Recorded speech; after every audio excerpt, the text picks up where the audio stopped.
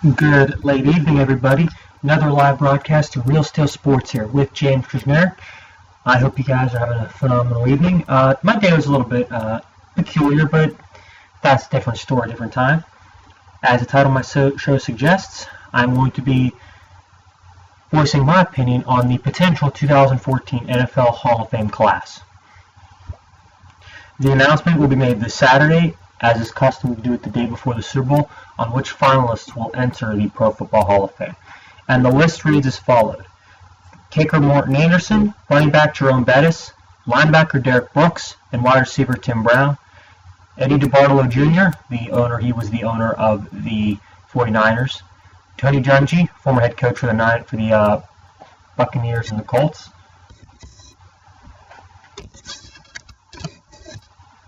In addition, you have defensive ends slash linebackers Kevin Green and Charles Haley, wide receiver Marvin Harrison, offensive tackle Walter Jones, safety John Lynch, wide receiver Andre Reed, offensive lineman Will Shields, defensive end Michael Strahan, and cornerback Aeneas Williams. So you've got a list represented by many different positions. I mean, the quarterback position is represented, which is pretty unusual for that to be a quarterback position even on the roster, even on the ballot. We're probably not going to get that till a couple years down the road when Brett Favre's eligible in 2016. But this is an interesting list this year. And I'm going to go through this list and talk about, do I think they'll make it and do I think they deserve it? Let's start with kicker Morton Anderson. I mean,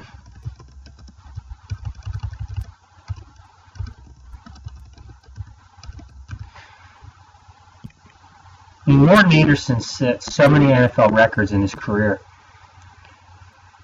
565 field goals, 849 extra points. Most career games played, 382. Most consecutive games played by a kicker, 248.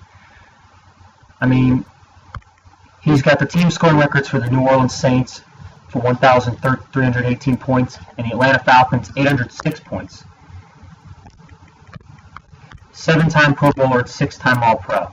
Now, I'm all for kickers and punters being put in the Hall of Fame, and the reason why is this. Because what would you do if you didn't have a kicker and a punter? If you have a punter, you have to go through it on 4th down. You're really going to make it more times than not on 4th and 20? No, doesn't matter. I have to say that punters and kickers are the most underrated positions in NFL, and are not getting near the credit they need to be getting, because think about it. You don't got a punter, you ain't got a kicker, you're not winning the field position battle, and you're not scoring a lot of points. Unless you got this year's version of the Broncos, but that's a different story, different time. I think Morton Anderson deserves to get in. I really do. The numbers he set are absolutely ridiculous. And you wouldn't, the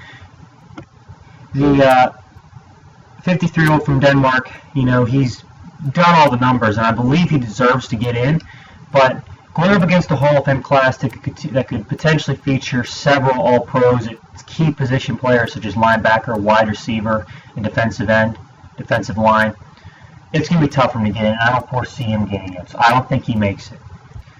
The next candidate is running back Jerome Bettis.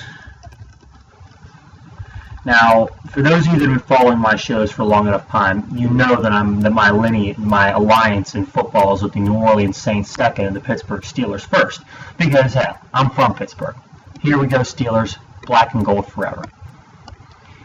And completely unbiased opinion, Bettis should have been inducted a couple years ago. This is the 4th year he's been eligible to be inducted in the Hall of Fame.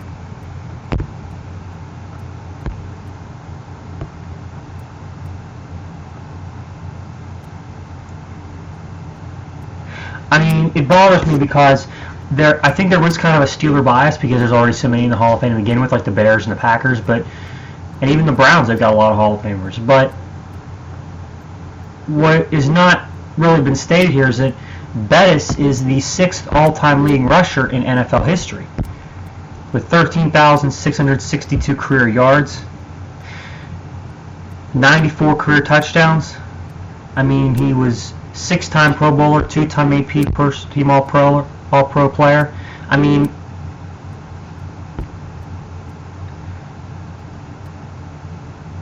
the guy has the credentials. He's got the Super Bowl ring, but I don't know why he didn't get inducted the last few years. If you look at the last few Hall of Fame classes,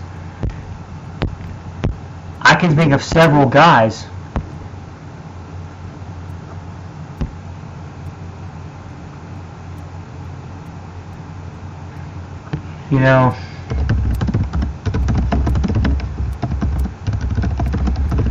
that I thought were more deserving, that I thought weren't more deserving than Jerome Bettis.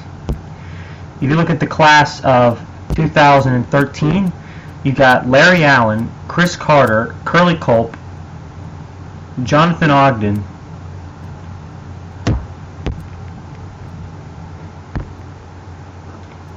Bill Parcells, Dave Robinson, and Warren Sapp.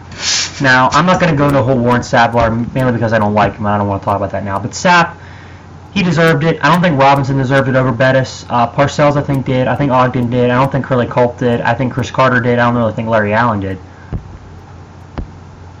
If you look at the 2012 class, we already had 2 Steelers go in, Butler and Dawson, so they weren't going to elect a third.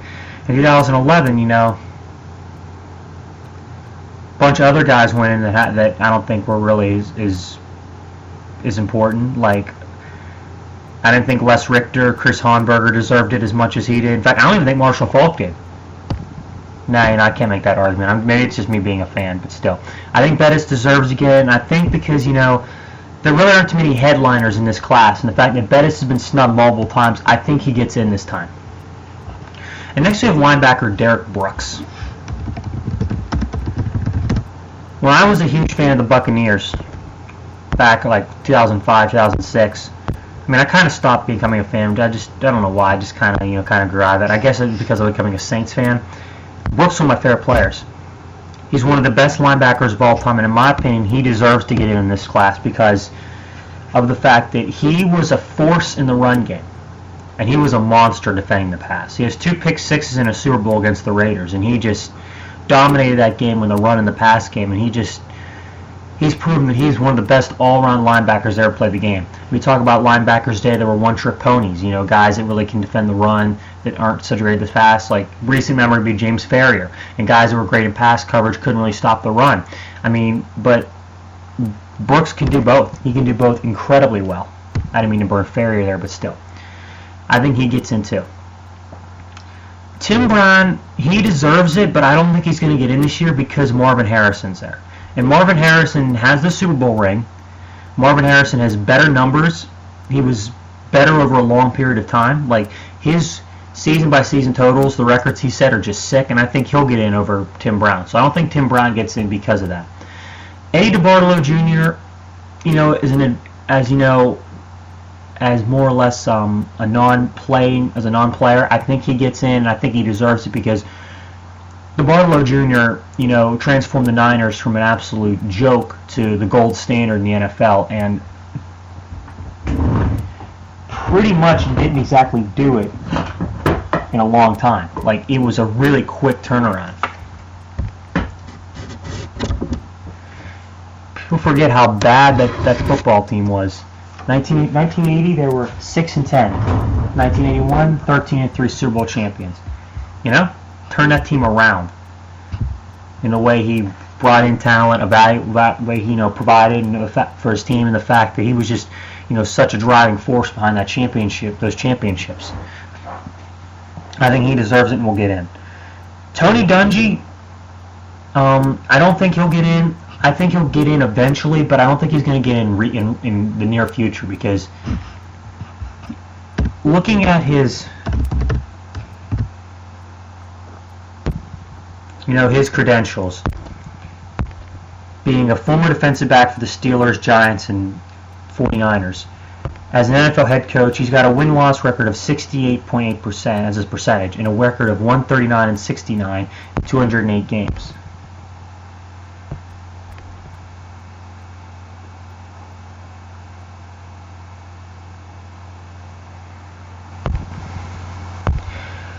But if you look at his playoff record, it's pretty spotty, particularly in Tampa.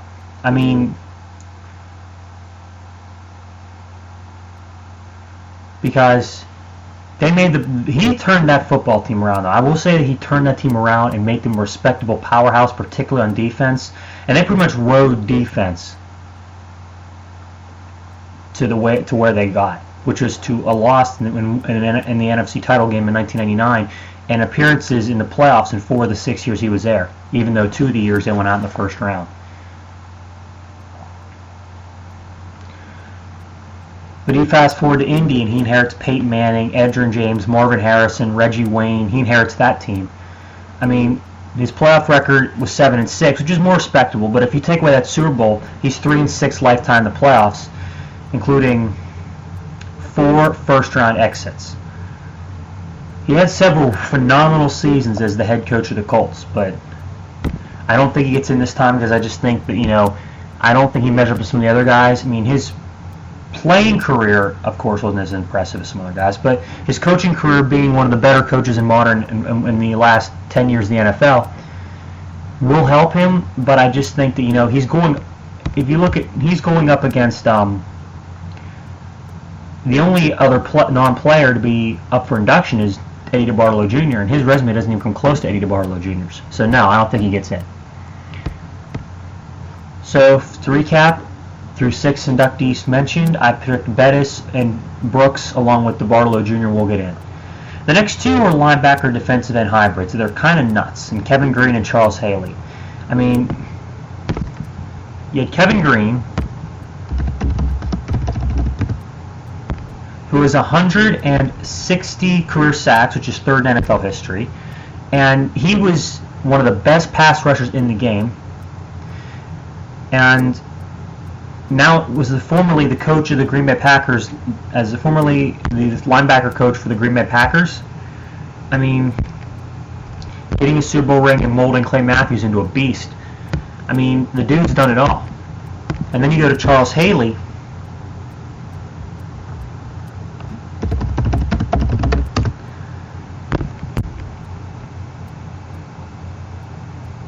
who was 100 career sacks and was extremely volatile. But then again, more or less that had to do with the fact that was diagnosed in 2002 as him being bipolar.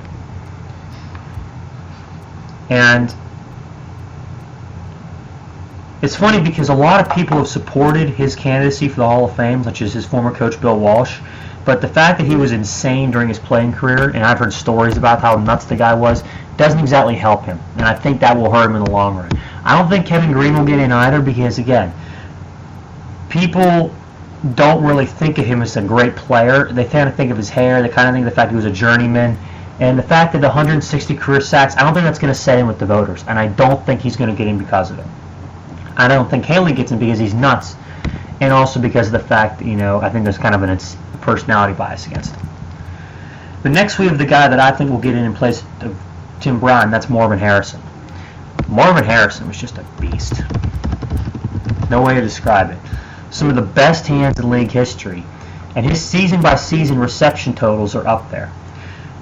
In 1999,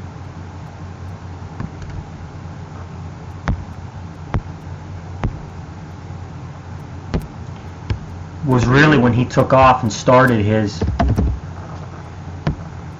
tear. I mean, he was a good receiver up till then. But once he really inherited a good Peyton Manning, his numbers just started to skyrocket. Like he became a true force at the wide receiver position, where he would be for like the next 8 years, because he was an 8-time Pro Bowler and 3-time first-team All-NFLer. But I'm going to give you his season-by-season average. His seasonal average from 1999 to 2002.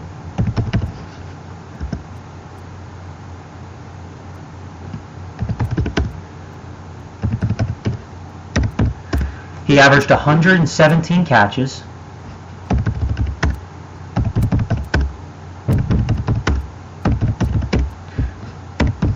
for 1,580 yards and 13 touchdowns. That was his average for a 4-year stretch, and it's the most dominant 4-year stretch any receiver has ever had, including Jerry Rice. 143 catches in 2002 is just absolutely insane. He averaged 9 catches a game that year. 9 catches a game. In one of the most ridiculous single-season performances in league history. And next to Don Hutson's 1942 season, the greatest a receiver ever had. Look that up, Don Hutson. He was a beast, too.